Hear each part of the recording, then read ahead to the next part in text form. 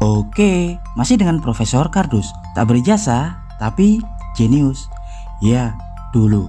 Sebelum abad ke-19, banyak para ilmuwan percaya bahwa material terkecil, fundamental atau dasar adalah atom, yang notabene mereka anggap sebagai struktur atau entitas penyusun ruang dan materi di alam semesta yang paling kecil dan tak bisa dibelah lagi. Tapi seiring kemajuan ilmu fisika yang didukung dengan perkembangan teknologi canggih, akhirnya para fisikawan modern harus merubah sudut pandangnya tentang fisika klasik.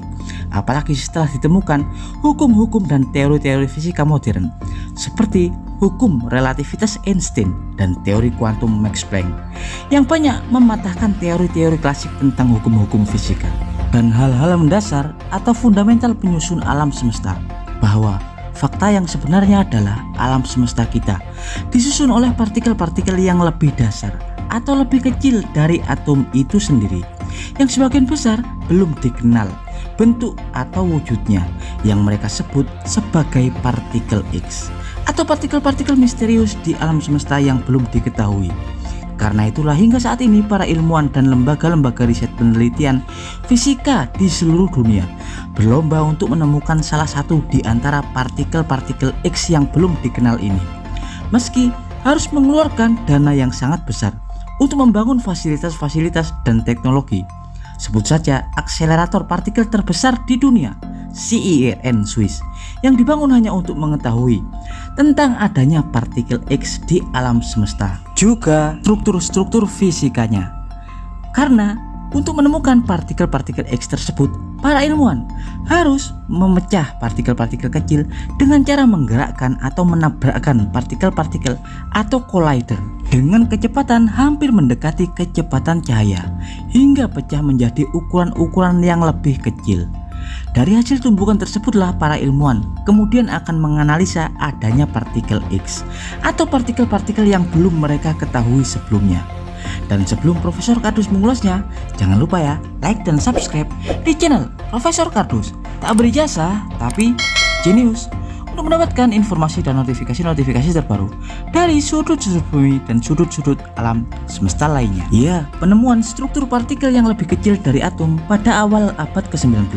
Sebut saja partikel proton yang ditemukan Ernest Rutherford pada tahun 1920, neutron yang ditemukan oleh James Chadwick pada 1932, elektron oleh J.J. Thomson pada 1897, menjadi tonggak berdirinya cabang sains fisika partikel, di mana sebenarnya di dalam atom masih terdapat inti atom atau nukleus, di mana setiap unsur memiliki jumlah muatan atau partikel, baik proton, neutron, elektron yang berbeda-beda, hingga kemudian diketahui tentang nuklida radioaktif, di mana partikel-partikel tersebut dapat terlepas atau meluruh melalui reaksi peluruhan nuklir atau radioaktivitas. Tak hanya sampai di situ, bahkan pengembangan ilmu fisika partikel, fisika nuklir, dan mekanika kuantum selanjutnya dapat diketahui bahwa masih terdapat entitas subpartikel yang lebih kecil lain. Sebut saja partikel paling dasar atau komposit pembentuk dari neutron dan proton, seperti quark. Ya, quark diketahui terikat di dalam subpartikel, sebut saja proton dan neutron, kecuali elektron. Di dalam proton terdapat partikel komposit yang terdiri dari 2 up quark atau quark naik dan 1 down quark atau quark turun. Ketika quark tersebut terikat oleh gaya yang disebut dengan gluon, dan neutron terdiri dari 2 down quark dan 1 up quark yang juga terikat oleh gaya gluon. Selain quark, partikel dasar fermion lain, yakni seperti lepton. Lepton bermuatan sebut saja elektron, tau, dan muon, atau lepton netral yang biasa disebut dengan neutrino. Ya, itu sebenarnya hanya gambaran sederhana dari struktural partikel-partikel di alam semesta ini yang hingga kini telah ditemukan atau diketahui.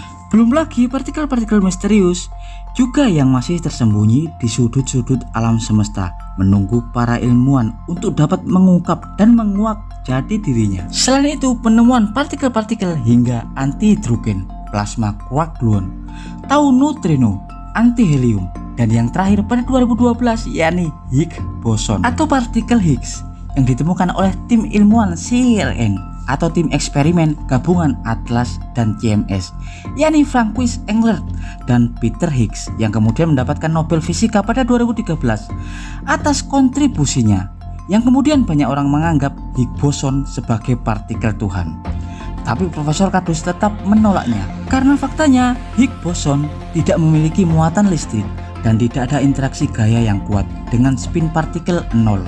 Sedang antimateri berbeda, karena antimateri mempunyai sifat yang saling merusak, akan saling menghancurkan jika bertemu materi lainnya, di mana susunan partikelnya sama-sama memiliki muatan dan energi.